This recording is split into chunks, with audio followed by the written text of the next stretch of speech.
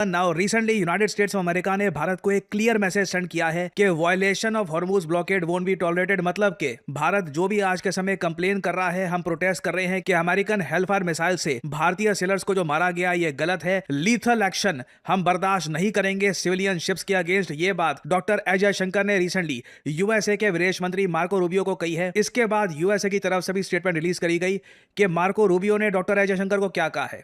USA का clear message है भारत को कि हॉर्मुज ब्लॉकेड का वायलेशन हम बर्दाश्त नहीं करेंगे। इसका सीधा सीधा मतलब यह है कि कल को अगर फिर से कोई शिप इनको दिख गई, सिविलियन ऑयल टैंकर शिप या किसी भी टाइप की शिप जो ईरान के बंदरगाह से कहीं और जा रही है या फिर ईरान के बंदरगाह के पास से होकर गुजर रही है, यूएसए डेफिनेटली उसको अटैक करेगा। यहां पे आप देख पाओगे violation of Hormuz blockade won't be tolerated. USA का क्लियर स्टांस है। यहां पर मार्को रूबियो ने डायरेक्टली यह मैसेज दिया है डॉक्टर एस जयशंकर को, और साथ ही साथ ट्रंप ने एक नया नैरेटिव ये शुरू कर दिया है कि एक्चुअली तेहरान की गलती है, ईरान की गलती है कि ईरान अटैक कर रहा था उन शिप्स को जहां पर इंडियंस थे। ये बात रिसेंटली डोनाल्ड ट्रंप ने लिखी है और ईरान की जो एम्बेसी है उन्होंने इस स्टेटमेंट की निंदा भी करी है। यहां पे आप देख पाओगे ईरान का जो विदेश मंत्रालय है, लोगों की स्टेटमेंट है कि जिस ब्रूटल तरीके से यूएसए ने अटैक किया है इंडियन कमर्शियल वेसल्स को, जिसमें 3 इंडियन नेशनल्स की डेथ हुई है, ये साफ साफ सबूत देता है कि अमेरिका की इस वक्त पॉलिसी बिल्कुल एक स्टेट पायरेसी की पॉलिसी बन चुकी है। ये आगे कहते हैं कि हम अपनी जो सिंपैथीज हैं ये आगे एक्सटेंड करते हैं फैमिलीज एंड फ्रेंड्स को टू द इंडियन सेलर्स। और देखिए, India being a very important partner of US, जो हुआ ये बहुत गलत था। हम ये तो एक्सपेक्ट कर रहे थे कम से कम कि यूएसए ये कहता कि जिन लोगों की मौत हुई है काफी दुखद है, ऐसा नहीं होना चाहिए था। इन्होंने ऐसी बात भी नहीं बोली, यूएसए की तरफ से कोई ऐसी स्टेटमेंट भी नहीं आई कि हमारी सिंपैथी है, जो लोग मारे गए गलत हुआ। ये साफ साफ कह रहे हैं हाँ इन्होंने ब्लॉकेड को वायलेट किया, हम तो आज के समय ईरान का घेराव करके बैठे हैं। हमारी कोशिश ये है कि कोई भी शिप इस ब्लॉकेड को, ईरान के ब्लॉकेड को क्रॉस ना करे। ना पूरी दुनिया जानती है कि कई चाइनीज शिप्स हैं, इन्होंने ईरान से ऑयल परचेज किया और ये ब्लॉकेड तोड़कर ये चाइना पहुंची भी है ये शिप्स। यूएसए ने कैटेगोरिकली उन शिप्स को टारगेट यहां पर करना स्टार्ट कर दिया है जहां पर चाइना की सरकार का या फिर चाइना का कोई रिलेशन नहीं है, क्योंकि यूएस को पता है कि उस पर्टिकुलर केस में चाइना से निपटना काफी मुश्किल हो जाएगा, चाइना के साथ रिलेशंस और जरा खराब हो जाएंगे। और इसलिए यहाँ पे आप देख पाओगे ईरान के फॉरेन पॉलिसी स्पोक्समैन कह रहे हैं कि इंटरनेशनल कम्युनिटी को यूनाइटेड स्टेट्स ऑफ अमेरिका को अकाउंटेबल ठहराना होगा फॉर इट्स लॉलेस कंडक्ट। और आप अगर ईरान इन इंडिया की जो एम्बेसी है उनकी भी स्टेटमेंट देखोगे तो यहाँ पर ये स्टेटमेंट ये लोग दे रहे हैं कि यूएस प्रेसिडेंट ने रिसेंटली आरोप लगाया कि ईरान काफी हद तक इन्वॉल्व था इंडियन वेसल के अटैक में। ये बिल्कुल बेसलेस है, ये डाइवर्ट कर रहे हैं पब्लिक अटेंशन को from the brutal fact that the US has attacked 3 Indian vessels in less than a week and killed 3 innocent Indian sailors. ये इशू इंटरनेशनलाइज अब हो चुका है, पूरी इंटरनेशनल कम्युनिटी यहाँ पर देख रही है कि इंडिया और यूएस जो आपस में बात करते हैं कि बहुत डीप फ्रेंडशिप है, हम अब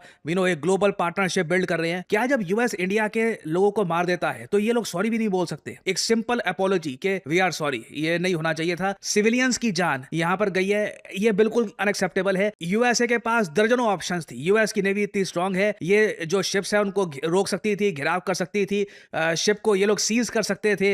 एक बार को कुछ हद तक मैं कहूंगा कि सेलर्स को कस्टडी में भी रखकर बाद में रिलीज कर देते। दुनिया भर की ऑप्शंस थी, मगर हेलफायर मिसाइल मार देना सिविलियन शिप पर, ये सही तरीका नहीं है। और यूएसए जिस तरीके से बिहेव कर रहा है, आई बिलीव पीएम मोदी को ये इशू डायरेक्टली डोनाल्ड ट्रंप के साथ रेज करना होगा। कब मिलेंगे? क्या कोई फोन कॉल होगी? नहीं, कुछ ही दिनों में क्वाइट पॉसिबली पीएम मोदी हो सकता है कि डोनाल्ड ट्रंप के साथ डायरेक्टली मिले। अगर मान लीजिए मीटिंग अभी भी नहीं होती तो फिर आप कह लीजिए टॉप लेवल पर इंडिया यूएस रिलेशंस में काफी प्रॉब्लम आ गई है, ये हमें मानना होगा। फ्रांस इस बार G7 समिट होस्ट करने वाला है। G7 आपको पता होगा 7 कंट्रीज का ग्रुप है, Canada, France, Germany, Italy, Japan, UK, USA, ये सभी कंट्रीज यहां पर है। यूरोपियन यूनियन भी यहां पर पार्टिसिपेट करता है और इस बार कई देशों को इनवाइट किया गया है as a special guest in the summit. Brazil, Egypt, India, Kenya, South Korea, Qatar, Saudi Arabia, Syria, UK, UAE, इन सब कंट्रीज को यहां पे इनवाइट किया गया है। फ्रांस के लिए यह समिट बहुत ही इंपॉर्टेंट होगा। मैं सरप्राइज नहीं होऊंगा अगर इमैनुअल मैक्रोन डोनाल्ड ट्रंप के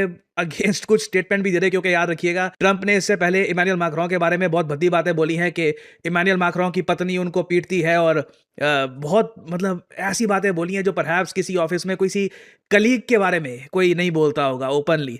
बट इमैनुअल मैक्रोन ने अभी तक काफ़ी ग्रेशियस तरीके से डील किया सिचुएशन को और कुछ ज़्यादा रिटेलिएट किया नहीं है। और बट ऑब्वियसली इमैनुअल मैक्रोन अब ये प्रयास कर रहे हैं कि फ्रांस धीरे धीरे यूएसए को रिप्लेस करना स्टार्ट कर दे यूरोप में एज मेन सिक्योरिटी प्रोवाइडर। तो इमैनुअल मैक्रोन और डोनाल्ड ट्रंप की जो मीटिंग है ये बहुत ही इंटरेस्टिंग होने वाली है। और इसी बीच में कहूंगा पीएम मोदी अगर डोनाल्ड ट्रंप से मिलते हैं तो ये इशू रेस करना बनता है। इंडियंस को इस तरीके से अमेरिकन मिसाइल से अगर मारा जा रहा है, आई मीन ये हमने चाइना को भी ये करते हुए नहीं देखा होगा। चाइना के बारे में हम खूब कहते हैं कि चाइना प्रॉब्लम है हमारे लिए। इस तरीके से सिविलियन शिप्स पर चाइना ने भी मिसाइल नहीं मारे होंगे जो यूएस कर रहा है आज के समय। और अगेन ये एक बार को कह सकते हैं कि हमने ब्लॉकेड लगा रखा है ईरान का। अगेन ब्लॉकेड को इंपोज करने के दुनिया भर के तरीके होते हैं। कुछ ऐसा तो है नहीं कि जिन शिप्स पर इंडियन सेलर्स थे वहां पर बंदूकें थी, उनके पास बहुत सारे कुछ मिसाइल लॉन्चर्स थे, निहत्ते लोग हैं, उनकी शिप पर सीधा इस तरीके से मिसाइल मार देना और फिर ओमान की मिलिट्री को कई जो सेलर्स हैं यहाँ पे उनको बचाना पड़ रहा है, नहीं तो कई और लोग यहाँ पे मारे जाते। आई थिंक पीएम मोदी को ये इशू रेज करना होगा। अगर ये मीटिंग होती है और ये इशू रेज नहीं किया जाता डोनाल्ड ट्रंप के सामने, चल देखो मैं इमेजिन कर सकता हूं मीटिंग में पीएम मोदी अपनी तरफ से कहें कि जो इंडियन सेलर्स को मारा गया है ये निंदनीय है। हो सकता है ट्रंप अपनी तरफ से फिर से रिपीट कर दें ये बात कि मगर हमने ईरान पे ब्लॉकेड लगा रखा है, हम उसकी वायलेशन टॉलरेट नहीं करेंगे। ठीक है, हमारे लीडर ने अपनी बात करी, उनके लीडर ने अपनी बात करी, बट एटलीस्ट ये स्टांस तो इंडिया को रखना होगा। अगर ये स्टांस भी भारत नहीं रखता इस डर से कि ट्रंप नाराज ना हो जाए और इंडिया यूएस की जो ट्रेड डील है ये बिल्कुल फाइनल स्टेज पर है, 99% कंप्लीट हो चुकी है, कुछ फिर से यहाँ पे प्रॉब्लम ना आ जाए, ये दिखाएगा कि भारत एक बहुत ज़्यादा सॉफ्ट स्टेट है। दुनिया का कोई भी देश ये बर्दाश्त नहीं करेगा कि उनके सिविलियंस को इस तरीके से मारा जा रहा है। सो आने वाले कुछ दिन बहुत इंटरेस्टिंग होने वाले हैं। मैं जानता हूं इस बार का जो G7 समिट है ये बहुत न्यूज़ में रहेगा। मैं इसको प्रॉपर्ली कवर करूंगा। इससे रिलेटेड जो भी डेवलपमेंट्स आती हैं, इससे जो भी इवेंट्स निकल के आते हैं, मैं आप लोगों के लिए वीडियोस लाता रहूंगा। अगर आप मानते हैं कि पीएम मोदी को डोनाल्ड ट्रंप के साथ मिलकर ये इशू रेस करना चाहिए तो प्लीज कॉमेंट सेक्शन में इसका मेंशन करिए। एज इंडियंस हम एटलीस्ट ये तो एक्सपेक्ट कर सकते हैं, हमको ये नहीं कह रहे कि यूएस के साथ मतलब रिलेशन खराब कर दो वगैरह कुछ नहीं, बट एटलीस्ट ये बात तो ऑफिशियल लेवल पर हमारे प्राइम मिनिस्टर रेस कर सकते हैं कि इंडियन सेलर्स को मारा जा रहा है, this will not be accepted. लिखेगा इसके बारे में कमेंट सेक्शन में, मैं जानना चाहूंगा आपका ओपिनियन।